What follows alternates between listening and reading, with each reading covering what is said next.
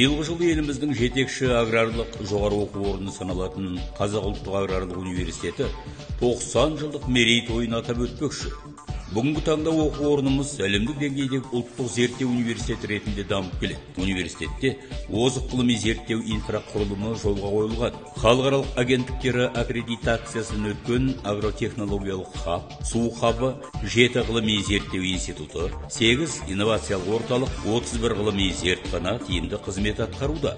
Нақты ғылыми жобалар негізінде құрылған 18 халықаралық зерттеу орталықтары белсенді жұмыс атқарып келеді. Қазақ-Жапон инновациялық орталығының құрамына электрондық микроскопия, микробиологиялық қауіпсіздік, жасыл биотехнология және жасушалық инженерия, тағам және экологиялық қауіпсіздігі зертханалары кіреді. Бұл зертханаларда университет ғалымдары гендік модификациялық азық-түліктерді, ауыр металдарды, микотоксиндерді, пестицидтердің қалдық мөлшерін, антибиотиктерді және басқа да ксенобиотиктерді, сонымен қатар тағам өнімдері мен шикізат сапасының микробиологиялық көрсеткіштерін анықтау бойынша зерттеу жұмыстарын жүргізеді.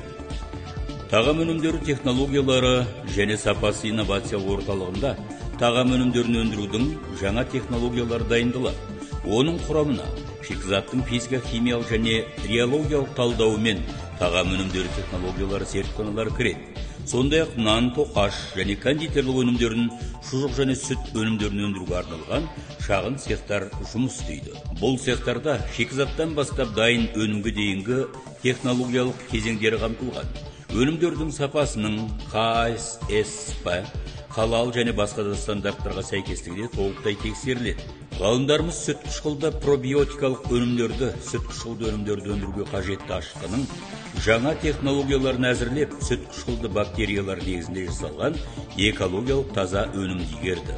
Қазақстан Корей инновациялық орталығы ауыл шаруашылығы дақылдарын жылыжайда өсіру бойынша тренингтік орталық болып табылады.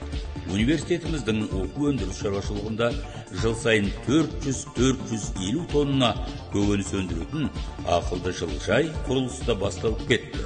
Ең озық инновациялық технологияларды іздестіріп, трансферттеу үшін Қазақстанның және Орта Азияның су шаруашылығы ғалымдарын жұмылдыруды, сонымен бірге су ресурстарын тиімді басқару мәселелерін шешудің жаңа жолдарын қарастыруды басты мақсат тұтатын су хабы белсенді қызмет атқаруда. Аталмыш хабтың құрамына заманауи құрылғылармен жабдықталған 14 зертхана кіреді. Олар су сапасын бағалау зертханасы, гидравликалық үрдістерді модельдеу зертханасы, су ресурстарын кешенді пайдалану зертханасы, аэробты үрдістерді зерттеу зертханасы, сумен қамтамасыз ету үшін қолданылатын су арқылы күш беретін қондырғылар зертханасы, жаңартылатын энергия көздерін пайдалану, мелиорация, жерді қорғау және топырақ құнарлығын қалпына келтіру зертханасы, гидротехникалық құрылыстарды гидравликалық зерттеу және басқа да зертханалар. Тұрақты егін шаруашылығы зерттеу орталығын жабдықтау, егістіктегі мәселелерді ұшқышсыз ұшатын аппарат пен роботталған алаңдардың көмегімен санаулы минуттарда бағалауға және фермерге дәйекті ұсыныс беруге мүмкіндік жасайды. Табиғи ресурстар мен агроэко жүйенің тұрақты дамуын басқаратын зертхана іске қосылған. Интенсивті бақ Қазақстан Нидерланды зерттеу орталығы бір топ Нидерланд компанияларымен бірге құрылған. Университеттің оқу өндірістік шаруашылығында жеміс көкөніс дақылдарының 50-ден астам сұрып түрлері голландиялық технологиямен отырғызылды. Сондай-ақ тамшылап суарылатын жеміс көшеті салынды.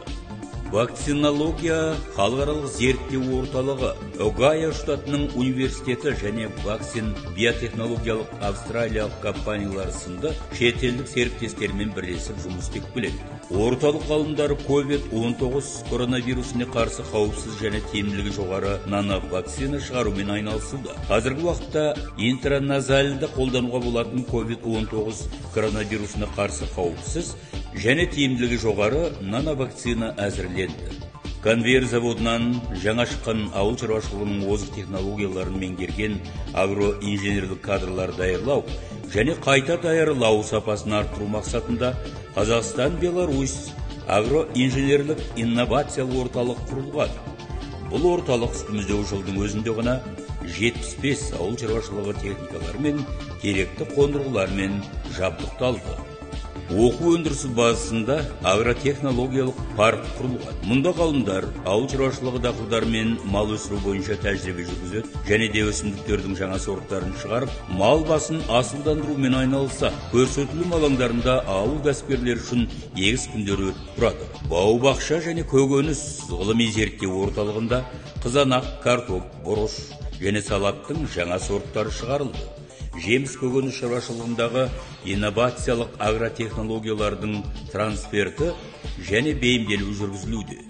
Соңғы үлгімен жабдықталған ситуациялық орталықта студенттерді, магистранттар мен докторанттарды қашықтан оқыту, халықаралық конференциялар, жазғы мектеп, жас ғалымдардың форумы, ТМД-дағы жетекші аграрлық жоғары оқу орындарының ректорлар кеңесі, Қазақстанның ауыл кәсіпкерлеріне арналған онлайн консалтингтің кеңес беру жүйелі түрде өткізіліп тұрады. Осылайша университетіміз аграрлық өнеркәсіптік кешенінде ең таңдаулы білім мен озық тәжірибені таратушы орталыққа айналды. Университет 9 халықаралық және ұлттық рейтингтерде өзіне лайықты орынға ие. Соңғы жылдың өзінде оқу орнымыз QS 2021 әлемнің ең озық университеттерінің рейтингінде былтырғымен салыстырғанда 60 орынға көтеріліп, 591 орынды иеленді. Бұл жетістіктердің Қазақ ұлттық аграрлық университетінің ұжымының ертеңгі күнге сеніммен қарап, 90 жылдық мерейтойын абыроймен қарсы алып, әлемнің жетекші университеттерімен әріптестікті нығайтуына зор мүмкіндік берері сөзсіз.